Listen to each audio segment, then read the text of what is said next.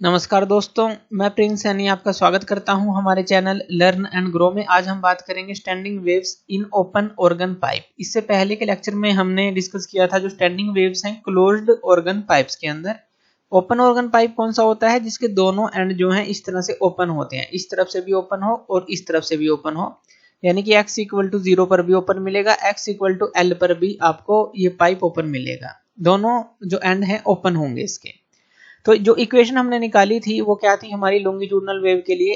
S x T जो था -2r sin kx यही था और cos ओमेगा टी, ये इक्वेशन थी हमारे। अब देखिए यहाँ पर अगर हम 0 के लिए देखें और L के लिए देखें तो यहाँ पर हमें क्या मिलेगा? मैक्सिमम जो डिस्टेंस है पार्टिकल्स का वो मिलेगा।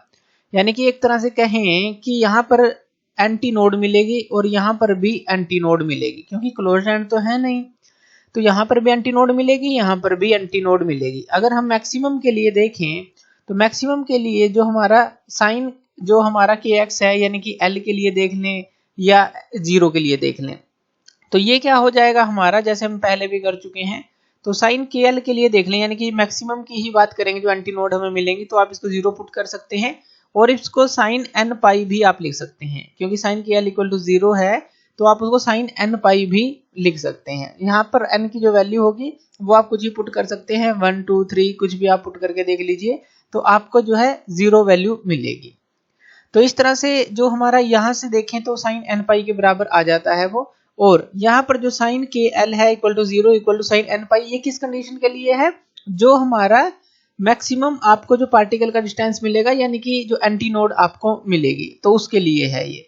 अब यहाँ से जो है आप लिख सकते हैं जो KL इक्वल टू n पाई लिख सकते हैं, इससे और इससे KL इक्वल टू n पाई, और जो K होता है वो हमारा 2 पाई बाई लैम्डा होता है, और इस तरह से n पाई आ गया, पाई से पाई कैंसिल आउट हो गया। तो लैम्डा की वैल्यू अगर आप निकालेंगे यहाँ से तो ये क्या आ जाता है? 2L बाई n आ जाता है।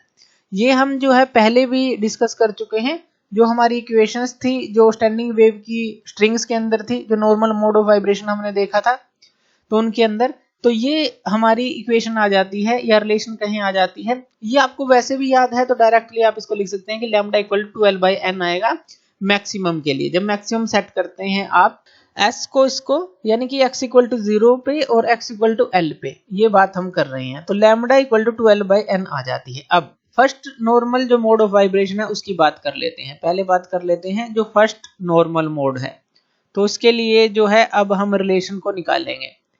अब देखिए हमने बात की यहाँ पर हमें मैक्सिमम डिस्टेंस मिलेगा, यहाँ पर मैक्सिमम डिस्टेंस मिलेगा, यानी कि एंटी नोड मिलेगी जो मीन पोजीशन से है।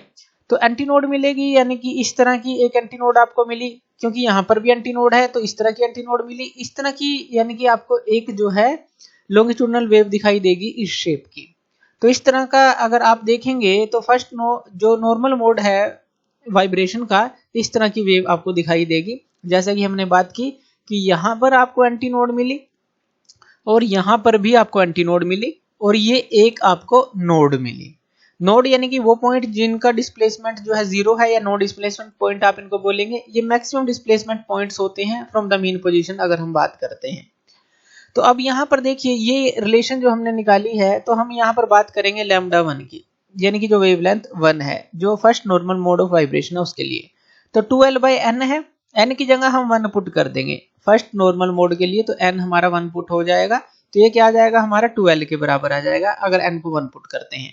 और L की वैल्यू अगर आप यहाँ से निकालते हैं, इस L की वैल्यू निकालते हैं, तो वो आ जाएगी लैम्डा 1 बाई 2, ये वैल्यू हमारी आ जाएगी L की।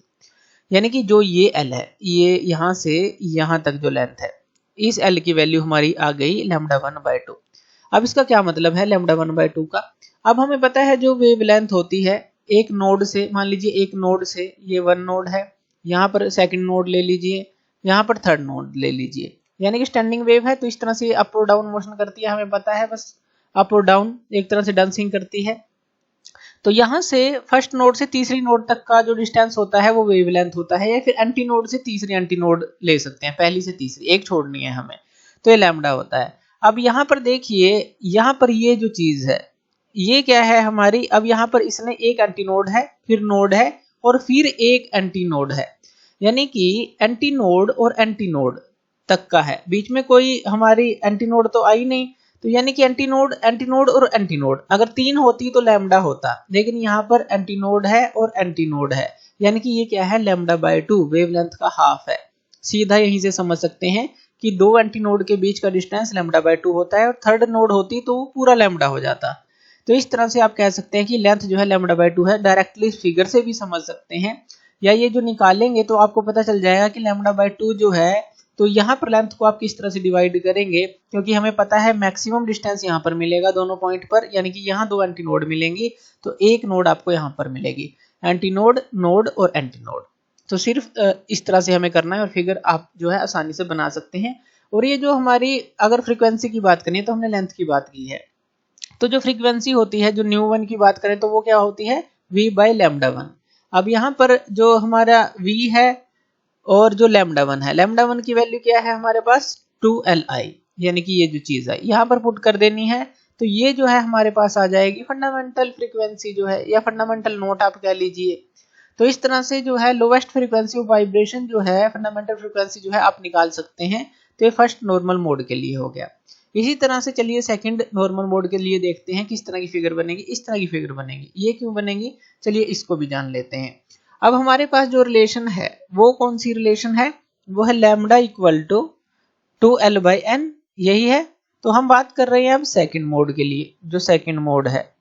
तो सेकंड मोड के लिए आप n को कितना पुट करेंगे, n को पुट करेंगे 2। तो यहाँ पर आप 2 पुट कर देंगे n को, तो ये क्या आ जाएगा 2L/2, यानी कि ये क्या आ गया, L के बराबर आ गया।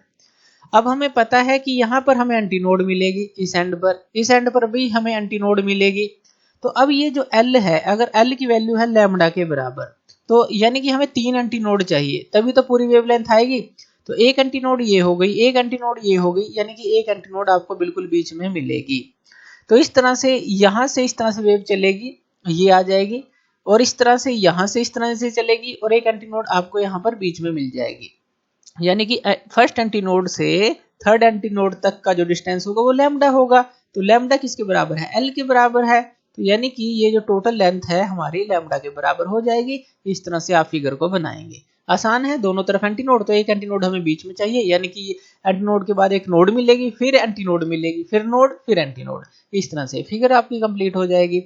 तो यहाँ से जो लैम्डा है वो L के बराबर आपकी वैल्यू आ जाती है। और अगर आप फ्रीक्वेंसी की वैल्यू निकालते हैं ν2 की, तो वो आ जाती है v/λ2, और λ2 की वैल्यू क्या है, L है, तो v/L आप इसको लिख सकते हैं। अगर आप 2 से ऊपर मल्टीप्लाई करते हैं, 2 से नीचे मल्टीप्लाई करते हैं, तो आपको क्या मिल जाती है 2v/2L। अब जो v/2L है वो हमें पता है क्या है, वो हमारी ν1 के बराबर है, जो फंडामेंटल फ्रीक्वेंसी हमने निकाली है ν1 के बराबर। तो यहाँ पर ये आ जाएगा 2ν1, यानी कि जो v2 है, ν2 है सॉरी, वो 2ν1 के बराबर है, फ्रीक्वेंसी के डबल है जो फंडामेंटल फ्रीक्वेंसी थी हमारी। तो ये जो है आप सेकंड नॉर्मल मोड के लिए निकालेंगे जो फ्रीक्वेंसी होगी, इसको आप सेकंड हार्मोनिक बोल सकते हैं या फर्स्ट ओवरटोन भी बोल सकते हैं, जो कि दुगनी है हमारी फंडामेंटल फ्रीक्वेंसी से। अब जो थर्ड मोड ऑफ वाइब्रेशन है उसके लिए फिगर देख लेते हैं। इस तरह की फिगर बनेगी, तो ये भी देख लेते हैं कि ये किस तरह से बनेगी। तो हम बात कर रहे हैं जो हमारा थर्ड मोड ऑफ वाइब्रेशन है, इसके लिए n की वैल्यू को कितना पुट करेंगे, 3 पुट करेंगे। रिलेशन क्या है आपके पास, जो लैम्डा है वो है 2L/3, तो यहाँ पर हम λ3 लिख देते हैं। अब यहाँ पर n जो है 3 पुट कर दिया, 2L/3 आ गया। और L की वैल्यू को अगर आप निकालना चाहें तो L की वैल्यू क्या आ जाएगी, 3λ3/2। तो L की वैल्यू आ जाएगी हमारे पास, ये वैल्यू आ जाएगी। अब इस तरह की वेव आपको इस L के अंदर, यानी कि इतनी वेवलेंथ पर मिलेगी। इस तरह की वेव जो है L इक्वल टू यहाँ पर है 3λ3/2। अब देखिए ये किस तरह से बनी। अब यहाँ पर देखिए, यहाँ पे एक एंटीनोड हमें मिलनी थी, यहाँ पर एक एंटीनोड हमें मिलने थे। अब हमें क्या करना है, हमें जो है 3λ3/2 निकालना है। अब यानी कि यहाँ पर ये एंटीनोड है, यहाँ पर ये एंटीनोड है। अब देखिए एंटीनोड से एंटीनोड तक का डिस्टेंस कितना होता है हमारा, लैम्डा प्लस। अब ये जो चीज है ये, यानी कि एंटीनोड से अगला जो एंटीनोड होगा तो वो कितनी दूर होगा हमारा, वो होता है हमारा λ/2 दूर। तो यानी कि अगर आप इसको सोल्व करें 2λ प्लस लैम्डा, ये क्या आ जाएगा 3λ/2, यानी कि 3λ/2 के लिए यही बनेगा एक एंटीनोड। फिर दूसरे एंटी नोड, फिर तीसरे एंटी नोड, यहाँ तक लैम्डा, और फिर एक और एंटी नोड चाहिए। अब हमें पता है यहाँ एंटी नोड बनेगी और यहाँ पर एंटी नोड बनेगी, दो और एंटी नोड चाहिए आपको, तो नोड भी चाहिए। एंटी नोड के बाद नोड आएगी, फिर एंटी नोड आएगा, फिर नोड आएगी, फिर एंटी नोड आएगा। तो इस तरह से आपकी जो ये फिगर है इस तरह की बनेगी, जो स्टैंडिंग वेव है ओपन ऑर्गन पाइप के अंदर थर्ड मोड के लिए।